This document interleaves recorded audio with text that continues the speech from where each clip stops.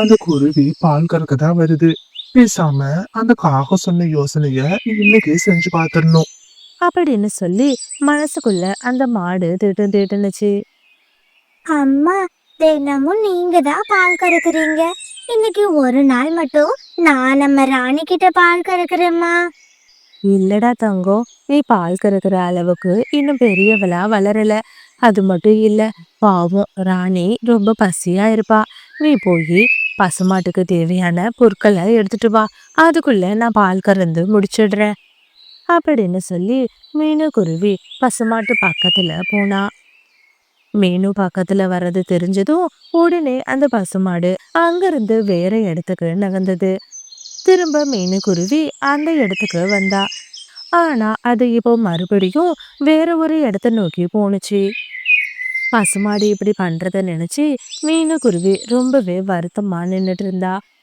அந்த நேரம்னு பார்த்து புட்களை எடுக்க போன லக்கி அந்த இடத்துக்கு வந்தா.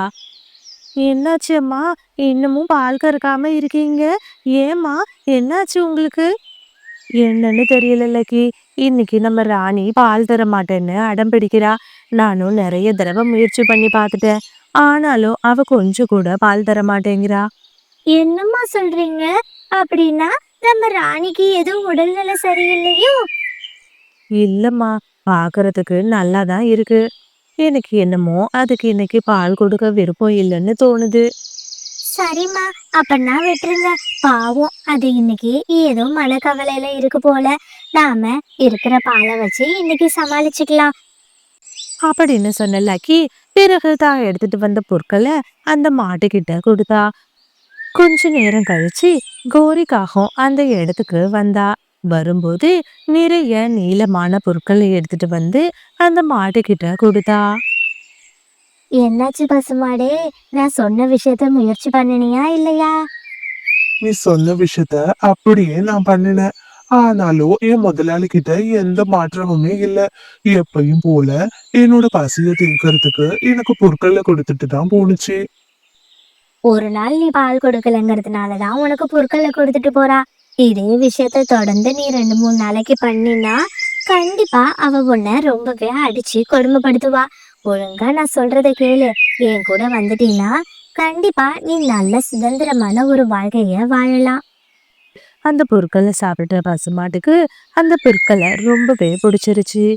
ஆமா, இந்த பொருட்களை நீ எங்க இருந்து எடுத்துட்டு வர? இது வரைக்கும் நான் இப்படி ஒரு சுவையான பொருட்களை சாப்பிட்டதே இல்ல தெரியுமா? இது என்னோட காட்டுல தான் இருக்கு. அந்த நதிக்கரை பக்கத்துல நிறைய பொருட்கள் இருக்கு. இந்த மாதிரி நிறைய பொருட்களை சாப்பிடணும்னா நீ என் கூட என் காட்டுக்கே வந்துரு. பேசாம என் வீட்லயே கூட நீ தங்கிக்கலாம். உனக்கு தேவையான போது அந்த நதிக்கரைக்கு போயிட்டு நிறைய பொருட்களை நீ சாப்பிடலாம். அப்படின்னு சொல்லி அந்த பசுமாட்டுக்கு நிறைய ஆசை வார்த்தைகளை காட்டுனுச்சு. அந்த பொருட்களோட சுவையில மெய் மறந்து போன அந்த பசுமாடு கோரி சொல்ற விஷயங்கள் எல்லாத்தையும் நம்ப ஆரம்பிச்சா. இவ்ளோ இனிப்பான பொருட்கள் இருக்கும்போது அந்த குருவி இத்தனை நாளா எனக்கு காஞ்சு போன சின்ன பொருட்களை தான் எடுத்துட்டு வந்து கொடுத்துச்சு. நீ சொல்ற மாதிரி அதுக்கு என் மேல பாசமே இல்ல. நான் கொடுக்கற பாலுக்காக தான் என்ன வளர்த்துட்டு இருக்கு. இதுக்கு மேலயும் நான் இது கூட இருக்கிறதுக்கு விரும்பல. நாளைக்கே நான் உன் கூட உன்னோட காட்டுக்கு வந்துடுறேன். அப்படின்னு சொன்னது. இது கேட்டு கோரிக்காக ரொம்பவே சந்தோஷப்பட்டா. பிறகு மறுநாள் காலையில பொழுதும் விடிஞ்சது. மறுபடியும் அந்த பசுமாடு மீனுவுக்கு பால் கொடுக்காம ரொம்பவே அடம் பண்ணினா. என்னாச்சு மாடே, நல்லா தானே இருந்த, திடீர்னு எதனால நீ இப்படி பால் கொடுக்க மாட்டேன்னு அடம் பிடிக்கிற? உனக்கு ஏதாச்சும் உடம்புக்கு பிரச்சனையா? இங்க பாரு குருவி, எனக்கு உடம்புக்கெல்லாம் எந்த பிரச்சனையும் இல்ல. ஆனா எனக்கு இங்க இருக்கிறது சுத்தமா பிடிக்கல. என்ன மாதிரி நிறைய மிருகங்கள் காட்டுல சுதந்திரமா வாழ்றாங்க. ஆனா நீ என்னடான்னா என்ன கட்டி போட்டு கொடுமைப்படுத்திக்கிட்டே இருக்க. எனக்கு உன் கூட இருக்கவே சுத்தமா பிடிக்கல. என் மனசளவுல அது ரொம்பவே பாதிச்சிருக்கு. என்ன தயவு செஞ்சு என் போக்குல வாழ விடு. அப்பதான் நான் நிம்மதியா இருப்பேன். ராணி, நான் உன்னை நல்லா தானே பாத்துக்கிறேன். உனக்கு தேவையான பொருட்களையும் தீவனத்தையும் எடுத்துட்டு வந்து தரேன். அப்படி இருக்கும்போது நீ எதுக்காக இந்த மாதிரி பேசுற? நீ எனக்கு பொருட்களையும் தீவனத்தையும் நான் கொடுக்கற பாலுக்காக தான் எடுத்துட்டு வந்து தரேன். நான் மட்டும் பால் கொடுக்கறத நிறுத்தி இருந்தேன்னா கண்டிப்பா நீ என்ன அடிச்சு கொடுமைப்படுத்திருப்ப. எனக்கு உன்னை பத்தி நல்லாவே தெரியும். அப்படின்னு சொல்லி மீனுவோட மனசு காயப்படுற மாதிரி பேசுனுச்சு. அம்மா, எனக்கு என்னமோ நம்ம ராணிக்கு நம்ம கூட இருக்கிறது பிடிக்கலன்னு தோணுதும்மா. அவ கஷ்டப்பட்டு நம்ம கூட இப்படி ஒரு வாழ்க்கைய வாழ வேணாமா? நீங்க அவ போக்குல போறதுக்கு விடுங்க. எங்க படிச்சிருக்கோ அங்கேயே அவ போய் வாழ்ந்துக்கட்டும். ராணி இப்படி பேசினதும் லக்கி சொன்னதையும் கேட்டு மீனு ஒரு முடிவுக்கு வந்தா. பிறகு அந்த மாடை கட்டி வச்சிருக்கிற கயித்தை அவுத்து விட்டா. இப்போ தான் முதலாளி கிட்ட இருந்து விடுதலை கிடைச்சிட்டுன்னு நினைச்ச அந்த பசுமாடு ரொம்ப வேகமா கோரிய பாக்குறதுக்கு போணுச்சு. எனக்கு தெரியும் எப்படியோ நீ இன்னைக்கு வந்துருவன்னு. அதான் உனக்காக காத்துட்டு இருக்கேன். சரி வா, நான் நிறைய பொருட்கள் இருக்கிற இடத்த உனக்கு காட்டுறேன். அப்படின்னு சொல்லி கோரி நதிக்கரை பக்கத்துல அந்த மாடை கூட்டிட்டு போனா. அதுவும் அங்க இருக்கிற நிறைய பசும்பொருட்களை சாப்பிட்டு ரொம்பவே சந்தோஷமா இருந்தது.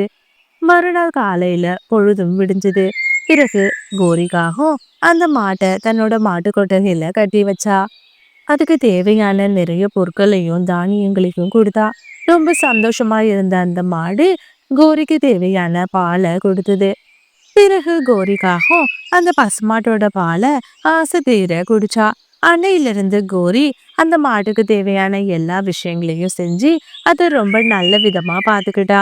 பதிலுக்கு அந்த மாடும் கோரி மேல இருக்கிற பாசத்துல நிறைய பாலை கொடுத்தது.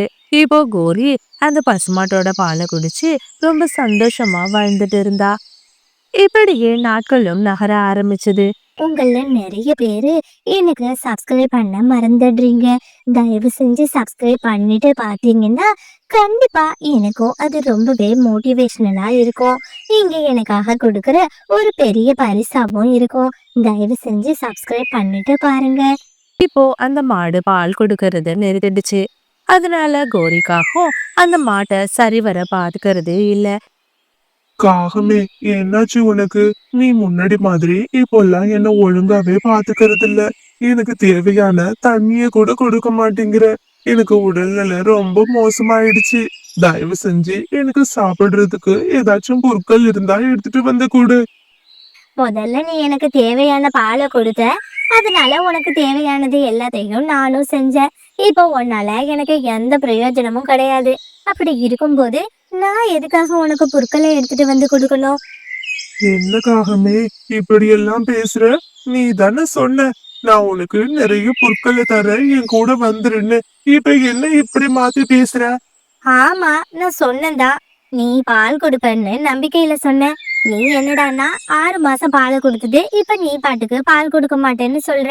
அப்படி இருக்கும்போது நான் எதுக்காக உனக்கு உதவி செய்யணும்னு சொல்லு. உன்னால எனக்கு எந்த பிரயோஜனமும் கிடையாது. இதுக்கு மேல நீ இருந்தா என்ன, செத்தா என்ன, எப்படியோ போ. ஆனா இன்னொரு தடவை என்கிட்ட வந்து பொருட்கள் எடுத்துட்டு வா, தண்ணி எடுத்துட்டு வான்னு சொல்லாத, சரியா? அப்படின்னு சொல்லி ரொம்ப கோவமா திட்டிட்டு கோரி அங்கிருந்து போனா. கோரி இப்படி பேசிட்டு போனதை நினைச்சு பசுமாடு ரொம்பவே அழுதுட்டு இருந்தது. அது அழுதுட்டு இருக்க சத்தத்தை கேட்டு அந்த பக்கமா போன மிட்டு கிளி அந்த இடத்துக்கு வந்தா. என்னாச்சு மாடி? எதுக்காக இப்படி அழற? உனக்கு உடம்பு ஏதாச்சும் சரியில்லையா என்ன? இல்ல கிளியே, நான் என்னோட முதலாளிக்கு செஞ்ச துரோகத்தால இப்போ என் வாழ்க்கையோட கடைசி காலத்துல இருக்க. இந்த காகம் என்னை ஏமாத்தி இந்த மீனு கிட்ட இருந்து கூட்டிட்டு வந்துச்சு.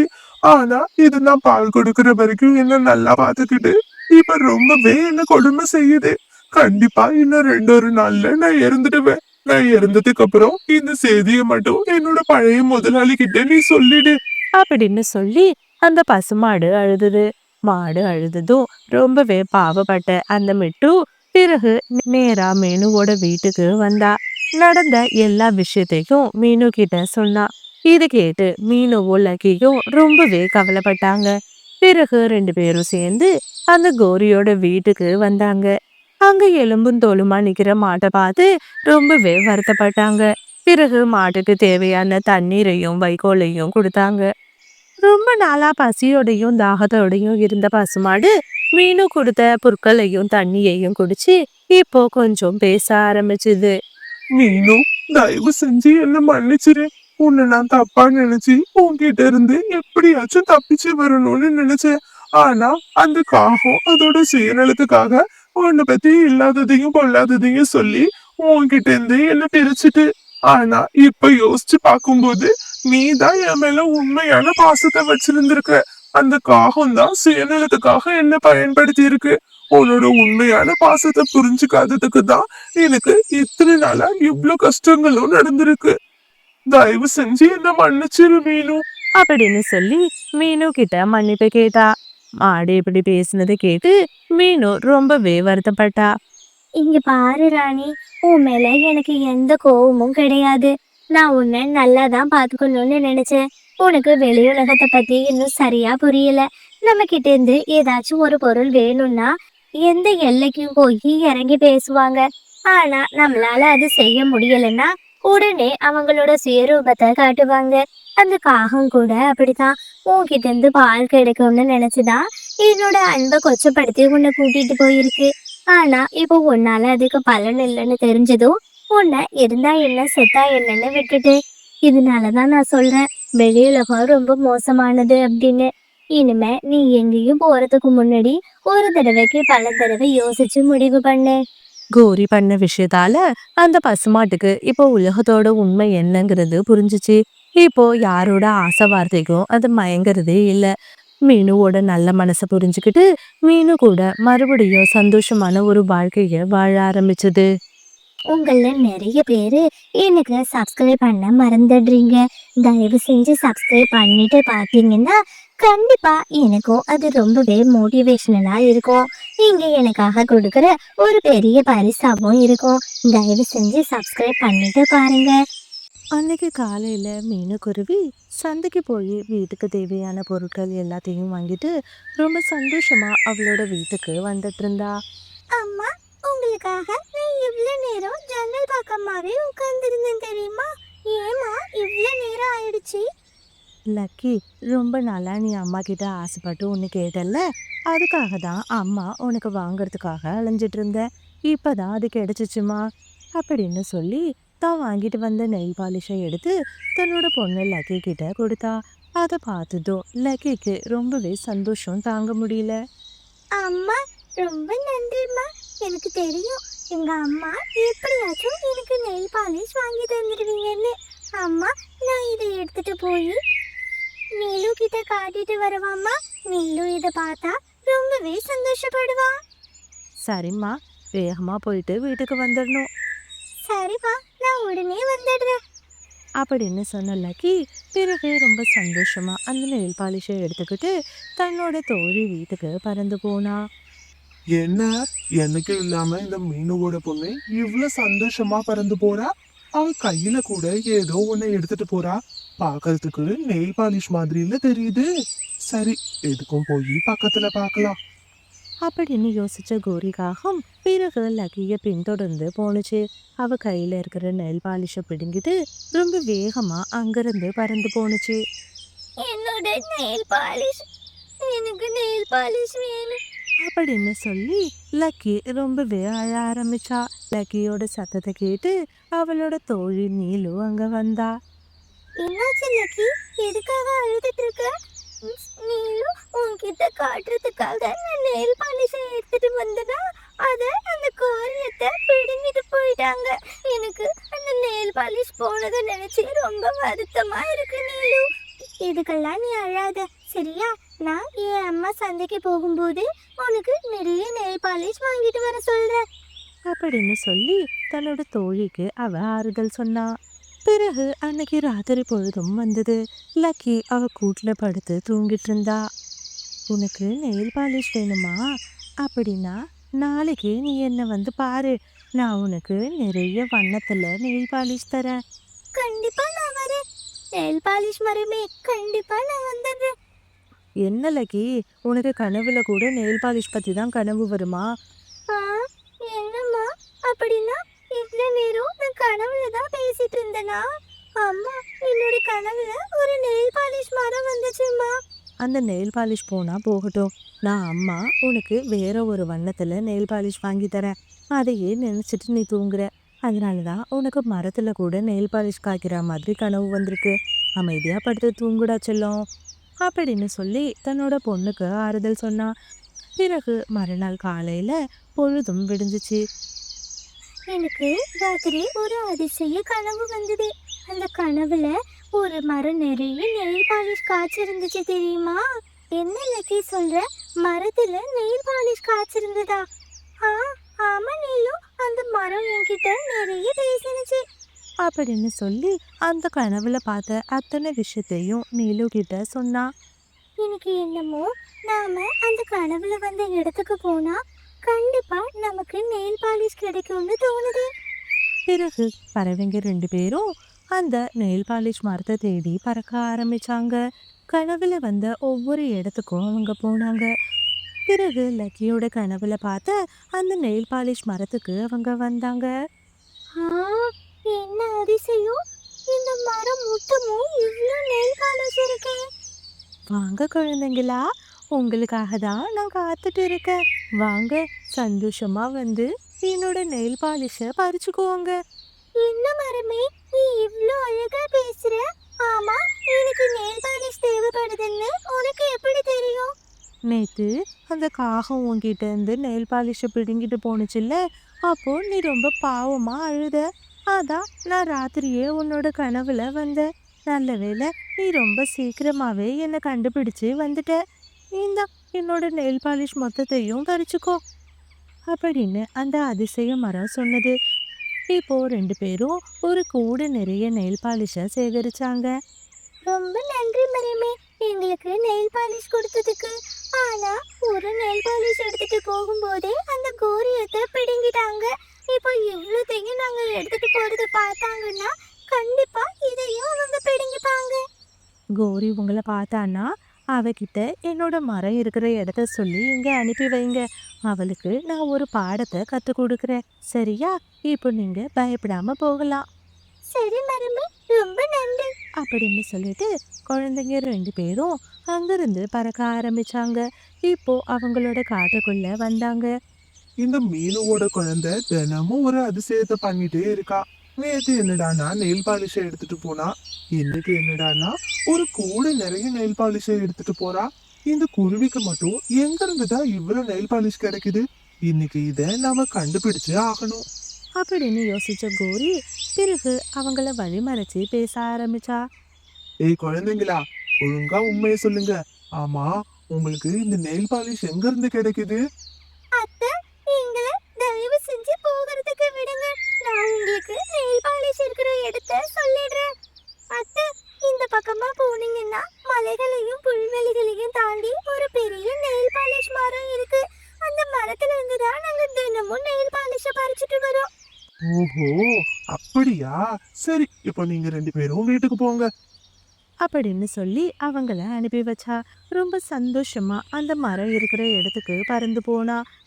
குழந்தைங்க சொன்ன அந்த இடத்துக்கு போன கோரி அங்க இருக்கிற மரத்தை பார்த்து ரொம்பவே ஆச்சரியப்பட்டா.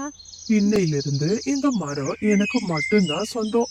இதுல இருக்கிற நெயில் பாலிஷ தினமும் ஒண்ணு ஒண்ணா பறிச்சு நம்ம கைகள்ல போட்டுக்கலாம்.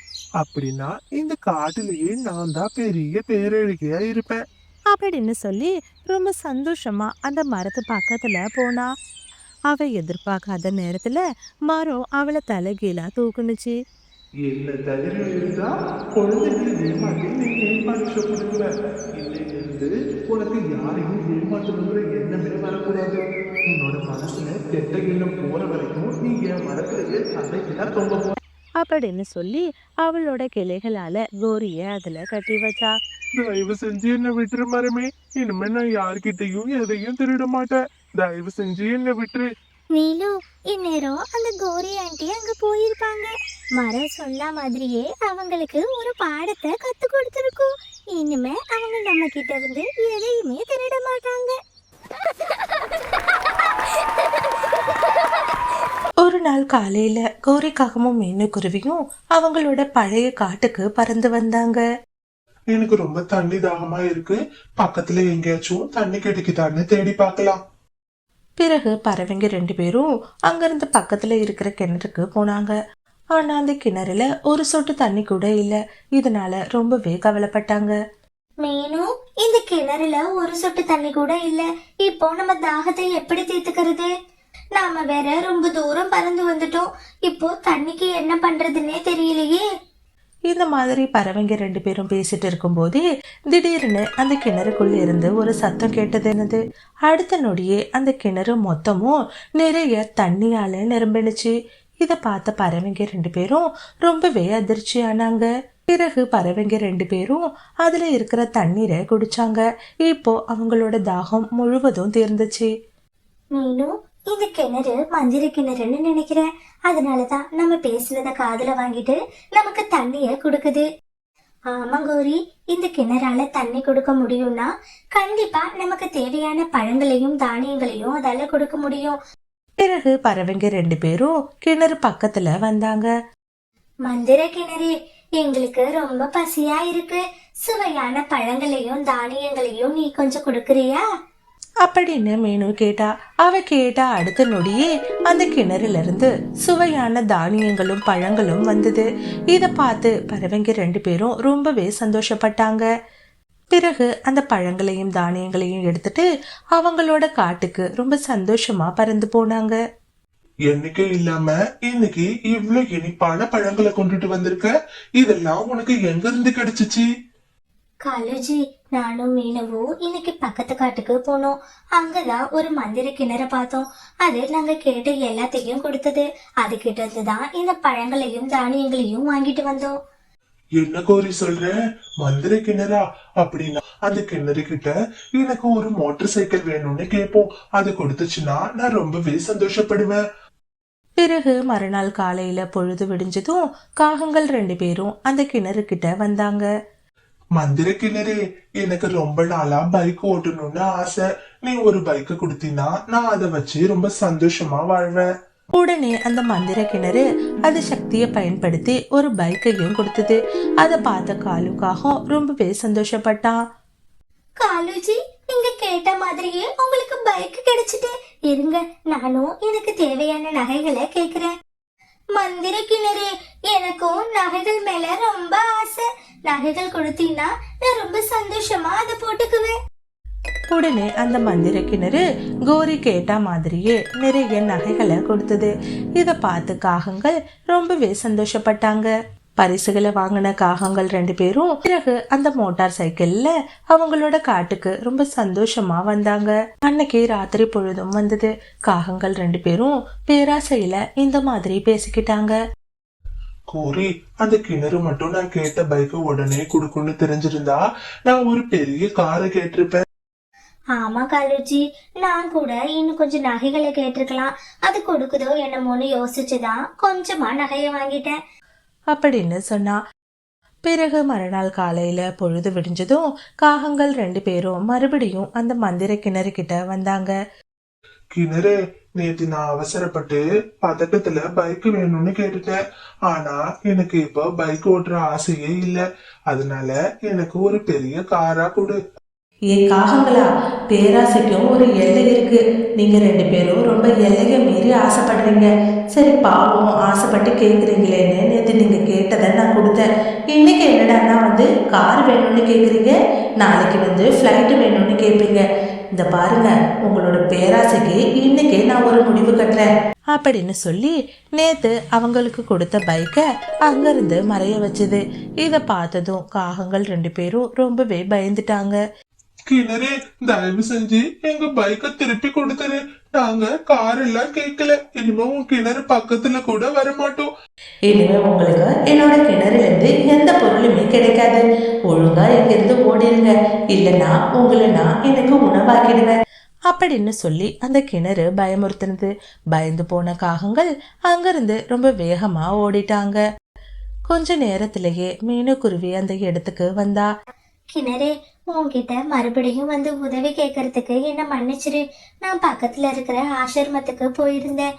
அங்க நிறைய குழந்தைங்க பசியோட இருக்காங்க. அதனாலதான் அவங்களுக்கு தேவையான உணவு பொருளை உன்கிட்ட இருந்து வாங்கிட்டு போலான்னு வந்திருக்கேன். உன்னோட நல்ல மனசை நான் நாளே தெரிஞ்சுக்கிட்டேன். ஆனா உன்ன மாதிரி இல்ல அந்த காகங்கள். ரொம்பவே பேராசைப்பட்டவங்க. என்கிட்ட பேராசைப்பட்டு நிறைய பொருட்களை கேட்டாங்க. அதனால அவங்களுக்கு இனிமே எதுவுமே தரமாட்டேன்னு சொல்லி அனுப்பிட்டேன். உடனே அந்த கிணறு நிறைய தானியங்களையும் பழங்களையும் கொடுத்தது.